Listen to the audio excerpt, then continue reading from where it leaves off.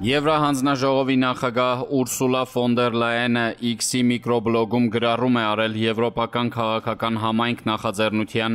գագաթնաժողովի շրջանակում Նիկոլ Փաշինյանի և Իլհամ Ալիևի հետ հանդիպումների մասին, որ ունեցել են ինքն ու Եվրոպական խորհրդի նախագահ Կոշտան։ Ֆոն դեր Լայենը գրել է, որ Հայաստանի և Ադրբեջանի ղեկավարներին շնորհավորել են խաղաղության պայմանագիրը համաձայնեցնելու համար և սպասում են դրա արագ ստորագրմանը։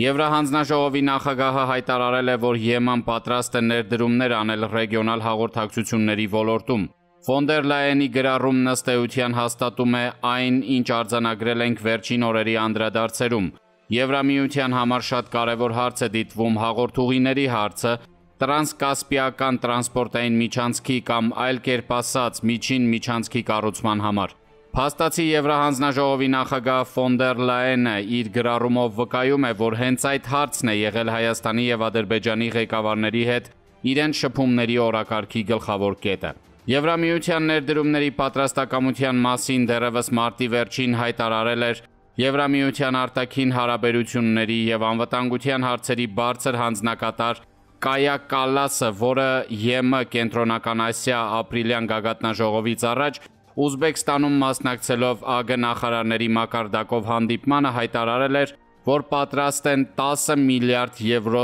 ներդրում անել տրանսկասպիական տրանսպորտային միջանցքի համար։ Եթե Եվրամիությունը պատրաստ է անել այդպիսի խոշոր ներդրումներ, ապա կասկած չկա, որ դրանց ներքո պատկերացնում է որևէ բովանդակություն, այլ ոչ թե զուտ հաղորդուղիների ապաշրջափակում։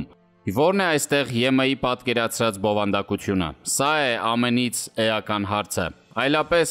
հազիվ թե Եվրամիության ղեկավարությունը լինի միամիտ այնքան, որ պարզապես խոշոր ներդրումներ իրականացնի, չունենալով դրանց հանդեպ այսպես ասած քաղաքական երաշխիքների կայուն համակարգ Ադրբեջանի, Հայաստանի և Թուրքիայի համակցվածությամբ։ Ալբանիայի մայրաքաղաք Տիրանայում կայացել է Հայաստանի վարչապետ Փաշինյանի և Ադրբեջանի նախագահ Իլհամ Ալիևի հանդիպումը, որն ավելի շատ բնորոշ է թերևս զրույց-շփման։ Համենայն դեպս հանդիպումը տեղի է ունեցել ըստ էության միջանցքում Եվրոպական քաղաքական համայնք նախաձեռնության 6-րդ գագաթնաժողովի շրջանակում։ Հանդիպման վերաբերյալ տարածված տեսանյութում նախ զրուցում են Փաշինյանն ու Ալիևը միջանցքում սուրճի սեղանի ինտերիերով, իսկ հետո տեսանյութում երևում է, որ սեղանին միացել են Հայաստանի արտգործնախարար Միրզոյանը, Հայաստանի վարչապետի խոսնակը, Ադրբեջանի նախագահի օգնական Հաջիևը և Ադրբեջանի արտգործնախարար Ջեյհուն Բայրամովը։ Նրանց միանալն արդյոք ենթադրել է որևէ հանձնարարություն կամ ցուցում առաջիկա ինչ-որ քայլերի համար, միարժեք բարդ է ասել։ Հաղորդագրությունը, որ առկա է հանդիպման մասին, համառոտ է և ստանդարտ, կարևոր են համարել խաղաղության պայմանագրի տեքստի համաձայնեցումը, քննարկել ընթացիկ վիճակն ու կարևոր համարել ստորագրման ուղղությամբ գործընթացի շարունակությունը։ Բովանդակային որևէ այլ մանրամասն հայտնի չէ։ Հայտնի չէ, թե արդյոք քննարկվել է օրինակ Հայաստանի սահմանամերձ գյուղերի ուղղությամբ Ադրբեջանի շարունակվող կրակոցներ կամ սահմանազատման ու սահմանագծման հարցը, ճանապարհների օրակարգը։ Ընդ որում հատկանշական է, որ Ալբանիայում հանդիպմանը զուգահեռ տարածվում է նաև Ադրբեջանի արտգործնախարարության հայտարարությունը, որում ոչ միայն կրկնվում է Հայաստանի սահմանադրության վերաբերյալ հայտնի թեզը, այլ նաև հայտարարվում է, որ Հայաստանի զինանշանն էլ տարածքային հավակնություն է հարևան երկրների նկատմամբ։ Ըստ ամենայնի Բաքուն նկատի ունի Հայաստանի զինանշանի վրա Արարատ լեռան պատկերը, որը Նոյան տապանով է։ Ընդ որում առանց Թուրքիայի չի անցել Փաշինյանի ալբանական առօրյան։ Տարածվել է տեսանյութ, թե ինչպես է Նիկոլ Փաշինյանի և Ալիևի հետ զրուցում Էրդողանը, ըստ ամենայնի նրանց զրույց հանդիպումից հետո։ Ավելին, Նիկոլ Փաշինյանին Էրդողանը դիմում է ձեռքի պերճախոս ժեստով, հարցնելով ինչ-որ բան, հետո գլխով դրական նշան ստանալով Հայաստանի վարչապետից և դրան ի պատասխան դրական նշան անելով բթամատով։ Պետք է ենթադրել, որ Էրդողանը ձեռքի ամբողջի նշանակության տպավորություն թողնող ժեստով Նիկոլ Փաշինյանին հարց էր ուղղում Ալիևի հետ զրույցի վերաբերյալ։ Հետո Էրդողանն առանձնացավ Ալիևի հետ զրույցի։ Հնարավոր է, որ Թուրքիայի նախագահի այդ ժեստը առնվազն տպավորությունների առումով Փաշինյան-Ալիև շփման մասին ասում է ավելին, քան դրա մասին պաշտոնական հաղորդագրությունը։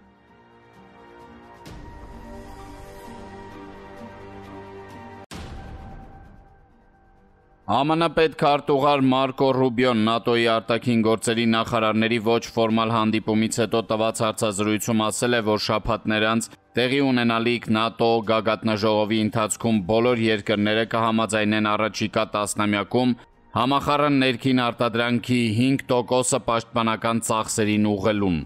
Պարզ չէ, թե արդյոք Ռուբիոն այդ հավաստիացումն արել է Թուրքիայում ՆԱՏՕ արտգործնախարարների ոչ ֆորմալ հանդիպման հիման վրա։ Հրապարակային մակարդակում կարծես թե հիմք չկա եզրակացնելու, որ ՆԱՏՕ-ի բոլոր անդամներն են դրան կողմնակից։ Գերմանիայի պաշտպանության նախարարն օրինակ ավելի վաղ կարծիք էր հայտնել, որ իրատեսական է եւ ընդունելի է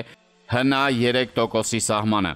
Կան այլ կարծիքներ, սակայն այստեղ բանն ըստ երևույթին լոկ ՀՆԱ%-ի ցուցանիշը թվաբանությունը չէ, այլ այն, որ առաջանում են կարծես թե տարբեր պատկերացումներ անվտանգության մեխանիզմների եւ մոդելների առնչությամբ։ Դրա վկայությունն է օրինակ այն, որ Անտալիայում ՆԱՏՕ արտգործնախարարների հանդիպումից հետո հյուրընկալող Թուրքիայի արտգործնախարար Ֆիդանը ամփոփի ասուլիսում նշել էր,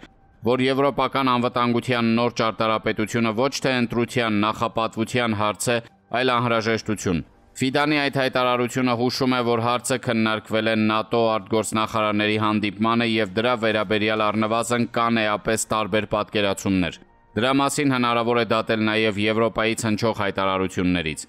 Գերմանիայի նոր կանցլեր Մերցը հայտարարել է, որ գերմանական բանակը պետք է լինի Եվրոպայում ամենաուժեղը եւ ամենամեծը։